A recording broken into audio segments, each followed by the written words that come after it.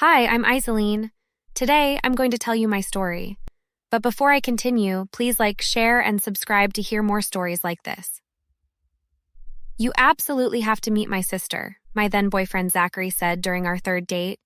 She's basically been my second mother since I was little. I should have paid more attention to how he emphasized that last part. Don't get me wrong, I love Zachary with all my heart. We've been married for 2 years now, and he's the most loving husband anyone could ask for. But his sister Lottie? That's a different story. Iseline, welcome to the family. Lottie rushed to hug me the first time we met at their mother's house. She was wearing designer clothes from head to toe, and her perfectly manicured nails dug into my back. I just know we're going to be the best of sisters. My mother-in-law Leah beamed from the kitchen doorway. Isn't she wonderful? Lottie always knows how to make everyone feel special.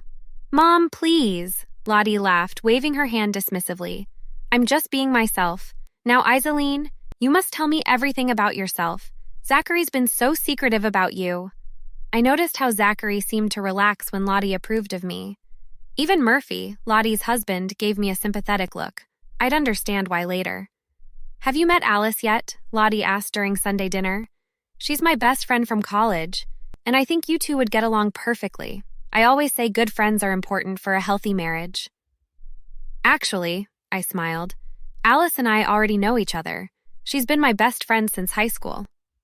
The fork in Lottie's hand paused midway to her mouth.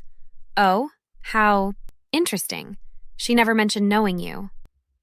Small world, right?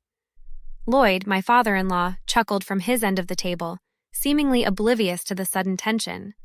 That dinner set the tone for our relationship.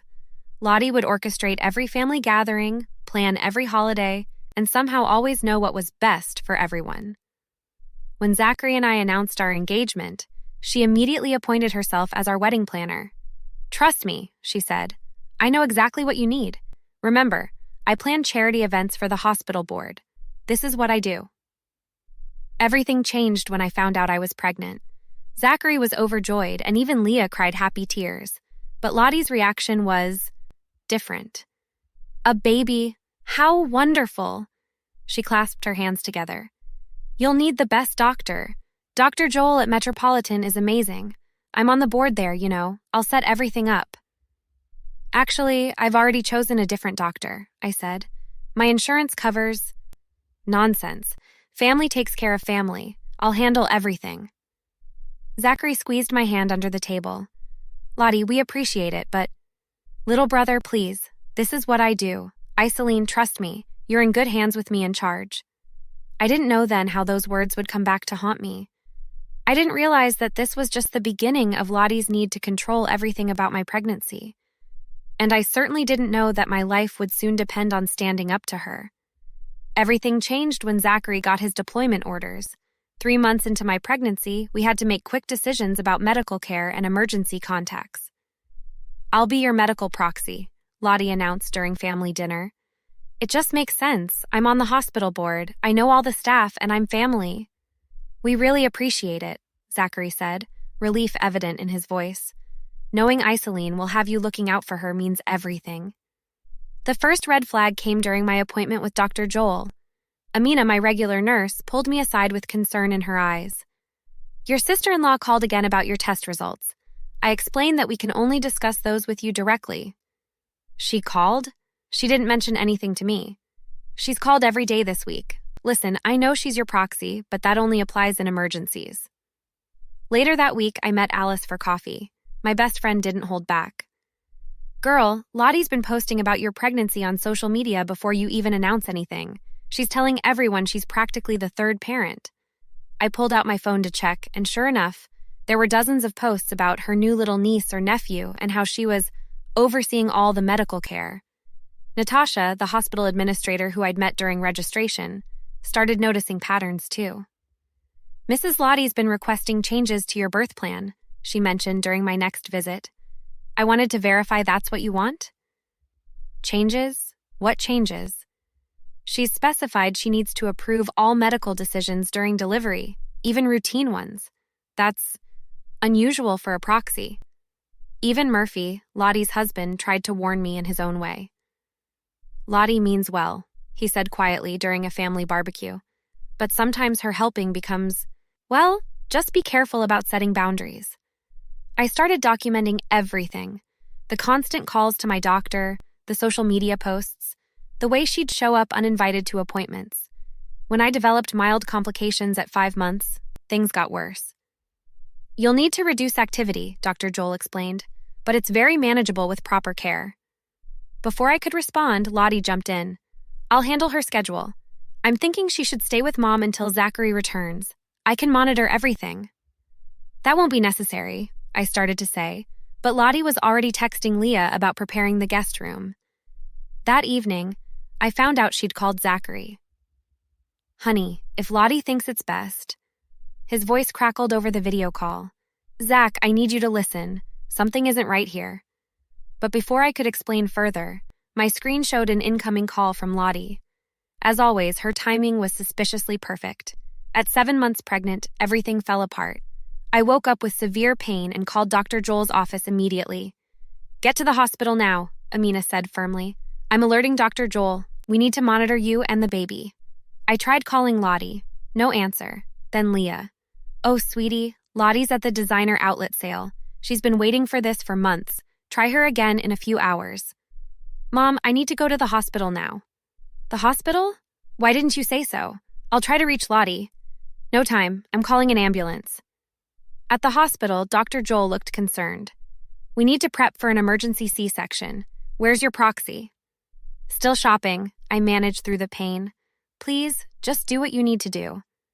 Hospital policy requires, Natasha started, then stopped. Actually, let me handle this. Dr. Joel, proceed with necessary care. I'm documenting everything. Alice burst into the room, still in her work clothes. I came as soon as Amina called me. Have you reached Lottie? She's not answering. I grimaced through another wave of pain. But she's been posting on Instagram all morning. Designer handbags are apparently more important than her niece. Through the haze of pain and medication, I heard snippets of conversation. 6 missed calls. Posted on Instagram from the outlet mall. Explicitly instructed staff to wait. Endangerment of patient. Then suddenly, Zachary was there. Actually there, not on a video call. Emergency leave, he explained, holding my hand. Amina called my commanding officer directly. Why didn't anyone tell me how bad things had gotten? Your sister. She controlled all the information. Lloyd appeared in the doorway, looking shaken. Son, there's something you need to know. I found Lottie's tablet at the house. She's been intercepting your emails, changing messages before forwarding them. What? Zachary's grip on my hand tightened. Mrs. Lottie just arrived, Amina announced with barely concealed anger. She's demanding to speak to Dr. Joel. No, Zachary said firmly. My sister is not coming anywhere near my wife or my child. Leah burst into the room. Zachary, how can you say that?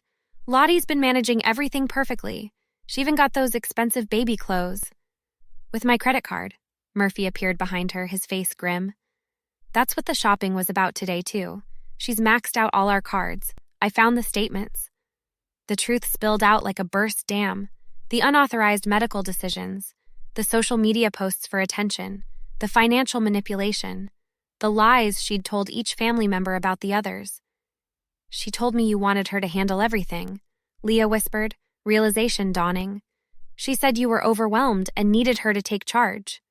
She told me you were having memory problems, I told Leah, that we couldn't trust you with important information. I trusted her, Zachary whispered. We all did. Alice stepped forward, phone in hand. You need to see these messages.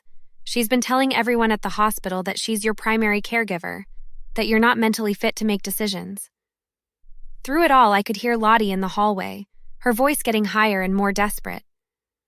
I'm on the hospital board. This is my family. You can't keep me out. I'm in charge here. Not anymore, Natasha's voice cut through clearly. Security, please escort Mrs. Lottie out, and someone contact the board. They'll want to know about this. They say karma works in mysterious ways. In Lottie's case, it worked through paperwork. The hospital board didn't need to fire her. She'd already violated so many policies that her resignation was inevitable, but that was just the beginning. Her shopping addiction finally caught up with her. Murphy explained during a quiet dinner at our house, 3 months after our daughter's birth. She's practically bankrupted us. I had to freeze all our accounts. Leah set down her fork. I still can't believe she used my credit cards, too. The bank statements. Mom! Zachary squeezed her hand. It's not your fault. She manipulated all of us. Our daughter cooed from her bassinet, and I watched Leah's face soften. She'd been spending more time with us since everything happened, slowly healing from Lottie's betrayal. Did you see the hospital's new proxy policy? Alice asked, bouncing the baby gently. They're using what happened as a case study. Natasha says it's already helped other families. The changes happened naturally, like dominoes falling. Lottie's carefully curated social circle disappeared when her true nature was exposed. Her designer friends stopped inviting her to events. The charity organizations she'd bragged about quietly removed her from their boards. She tried to join that new country club, Lloyd mentioned one Sunday. They turned her down. Apparently her reputation preceded her. I never had to seek revenge. Life did that for me. Every door Lottie had forced open with manipulation slowly closed on its own. She sent another apology text, Zachary said one evening. Says she's changed, wants to meet her niece. What did you say? He showed me his phone. The message was marked read but not answered. Murphy filed for divorce 6 months later. He'd found peace in a simpler life, free from Lottie's constant demands and schemes. Sometimes the best revenge is just living well, Alice said, watching my daughter take her first steps. Look at everything you have. A healthy baby, a loving husband, a real family. What does Lottie have? Empty shopping bags and burned bridges? The last I heard, Lottie had moved to another state, probably to escape her mounting debts and ruined reputation. She still posts on social media pretending everything's perfect, but we all know better now. As for me, I'm enjoying my life with Zachary and our daughter. Leah and Lloyd visit often, and Murphy remains a close family friend. We've all grown stronger, wiser, and closer, just without Lottie's help. Sometimes the best endings aren't about getting even. They're about letting go, and letting life take its natural course. Karma doesn't need our help, it just needs time.